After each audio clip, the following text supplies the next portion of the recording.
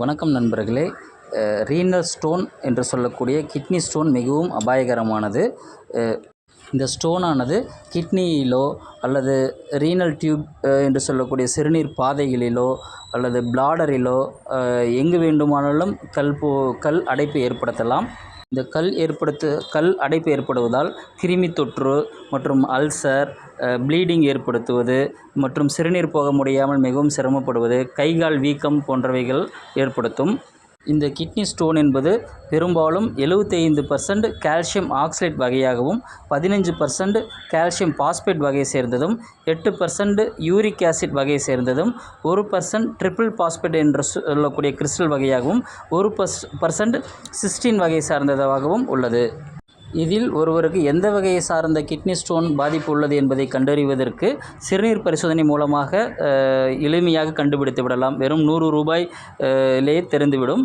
Urine deposit என்று சொல்லக்கூடிய பரிசோதனை அல்லது யூரின் ரொட்டீன் என்று சொல்லக்கூடிய கம்ப்ளீட் டெஸ்ட்னு சொல்லுவோம். யூரினில் அந்த பரிசோதனை மூலமாகவே மைக்ரோஸ்கோப்பில் கண்டறிந்து அது எந்த வகையை சார்ந்த ஸ்டோன் கால்சியத்தில் என்பதை நாம் அறிந்து கொள்ள முடியும். அல்லது ஸ்டோன் பாதித்தவர்கள் சிறுநீரிலே கற்கள் வந்து விழுவும். யூரின் போகும்போது அந்த கற்களை எடுத்து கொண்டு வந்து பரிசோதனைகள் செய்து பார்க்கும் பொழுது அதில் உள்ள கிறிஸ்டல்ஸ் எந்த வகை என்று கண்டுபிடிக்கும் பட்சத்தில் அது சார்ந்த உணவுகளை நாம் எடுக்காமல் இருப்பதாலோ அல்லது குறைத்து சாப்பிடுவதாலோ மீண்டும் மீண்டும் அந்த கல் நமக்கு பிரச்சனை வராமல் நாம் தடுக்க முடியும். இந்த 75% விழுக்காடு உள்ள கால்சியம் ஆக்சலேட் பாதிப்பு உள்ளவர்கள் என்ன சாப்பிடக்கூடாது என்றால் கேரட், பீட்ரூட், பீன்ஸ், உருளைக்கிழங்கு, பூசணி விதைகள் தவிர்க்க வேண்டும் அல்லது குறைவாக சாப்பிட வேண்டும்.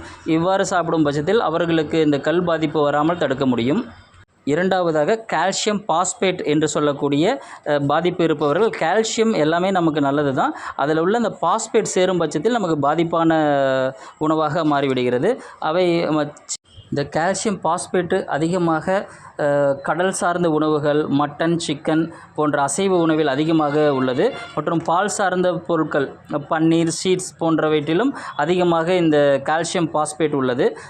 சோயா பீன்ஸ், பாதாம், பிஸ்தா விதைகளிலும் மற்றும் பேக்கரி ஐட்டம்களில் ப்ரிசர்வேட்டிவாகவும் இந்த பாஸ்பேட் பயன்படுத்துகிறார்கள். ஆகவே பேக்கரி ஐட்டம் போன்றவற்றை நம்ம குறைவாக சாப்பிடுவதால் அதை சாப்பிடுவதை தவிர்க்கப்பட்டாலும் இந்த பாதிப்பிலிருந்து நாம் மீண்டு வர முடியும். பேக்கிங் செய்யும் பொழுது பாஸ்பேரிக் ஆசிட் என்ற வேதி கெமிக்கல் சேர்க்கப்படுவதால் அது அந்த உணவு பாதுகாக்கப்படும். ஆனால் அந்த பாஸ்பேட் நமக்கு கெடுதலை செய்கிறது. நாளையோடு இது கல்லாகவும் நமக்கு மாற்றமடைகிறது. மற்றும் யூரிக் ஆசிட் மற்றும் ட்ரிபிள் பாஸ்பேட் குறைந்த % மனிதர்களை தாக்குவதாக இருந்தாலும் அதுவும் கல் வகையை சேர்ந்தது. அதுவும் நமக்கு அபாயகரமான பாதிப்பை ஏற்படுத்தும். கடைசியாக சிஸ்டின், இது ஒரு அமினோ ஆசிட் ஆகும். இது விலங்குகள் மற்றும் மனிதர்களிடத்தில் சுரக்கக்கூடிய ஒரு சுரப்பு நீராகும். இது நார்மலாக மனிதர்களுக்கு இருக்கும். ஆனால் ஒரு சிலர் அதிகமாக மட்டன், சிக்கன், பீஃப் போன்றவை அசைவ உணவுகள் அதிகம் எடுக்கும் பட்சத்தில் அதனுள் இருக்கக்கூடிய இந்த சுரப்பு நீராக நமக்குள் சேருவதால் நமக்கு அப்போ 2 மடங்காக ஆகிறது. ஸோ அப்போ இந்த சிஸ்டின் என்ற பிரச்சனை நமக்கு அதிகமாக இந்த சுரப்பு நீர் வருவதால் இதுவும் நாளடைவில் கல்லாக மாறப்பட்டு நமக்கு பாதிப்பை ஏற்படுத்துகிறது.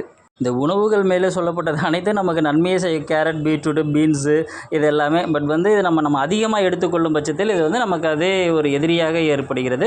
எதுவுமே அளவுடன் உண்போம். அளவான, ஹெல்த்தியான, சுத்தமான, சுகாதாரமாக உள்ள உணவுகளை எடுப்போம். மற்றும் பாக்கெட்டில் அடைத்த உணவுகள் தவிர்ப்பது ரொம்ப நல்லது. ஏன்னா அதில் ப்ரிசர்வேட்டிவாக பல கெமிக்கல்ஸ் நம்ம போடும்போது அது நமக்கு பாதிப்பு இருந்த சிப்ஸு போன்றவையும், டப்பாவில் அடைக்கப்பட்ட உணவுகள் அது மாதிரி உள்ளதும் நம்ம குறைவாக சாப்பிட்றது நமக்கு நல்லது. மற்றும் ஒரு நாளைக்கு குறைந்தபட்சம் 3 லிட்டர் தண்ணீராவது நம்ம அருந்துவதால் ஏதேனும் கழிவுகள் தேங்கப்பட்டால் நம்ம அது நாளடைவில் யூரின் வழியாகவே நார்மலாக நம்ம உடலே அதை சுத்தப்படுத்திவிடும். தண்ணி குறைவாக சாப்பிடும் பட்சத்தில் நம்ம உண்ணக்கூடிய உணவில் உள்ளது அனைத்தும் ரத்தத்திலே கலந்து நாளோட அது பிரச்சனையாக ஏற்படுத்துகிறது. வணக்கம் நண்பர்களே, மீண்டும் ஒரு பதிவில் பார்ப்போம். இது பயனுள்ளதாக இருக்கும் பட்சத்தில் லைக் பண்ணுங்கள், ஷேர் பண்ணுங்கள், சப்ஸ்கிரைப் பண்ணுங்கள். நன்றி, வணக்கம்.